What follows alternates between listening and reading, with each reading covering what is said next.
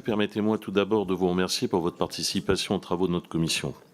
Le contexte géopolitique est marqué par le retour d'une très forte assertivité. La guerre en Ukraine a provoqué plus d'1 million de morts et de blessés et l'armée russe a progressé de plus de 400 km² sur le seul mois de janvier. La récente élection de Donald Trump confirme le retour de l'intérêt national comme boussole de l'ordre mondial. Il apparaît donc évident de repenser une architecture de sécurité collective en Europe.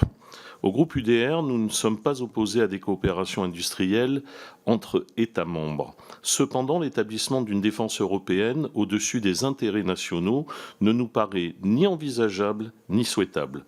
En effet, quels intérêts cette défense européenne poursuivrait-elle ? Alors que les pays baltes voient la Russie comme une menace existentielle, la Grèce se voit intimidée par la Turquie, un pays qui occupe plus de 30% du territoire de Chypre dans l'indifférence générale.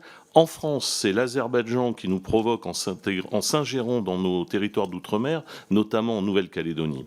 Aussi, 80% des dépenses militaires européennes permettent l'achat d'armes extra-européennes, souvent américaines. À mon grand regret, je constate que de nombreux partenaires européens préféreront toujours les avions de combat F-16 à nos Rafales. Aussi, les discussions au Conseil se tiennent sur la proposition de règlement sur le programme pour l'industrie européenne de la défense, dit règlement EDIP. Il semblerait que différents pays souhaitent élargir les critères d'éligibilité, ouvrant l'accès aux fonds pour la défense européenne à des produits sous licence étrangère, c'est-à-dire souvent américaine.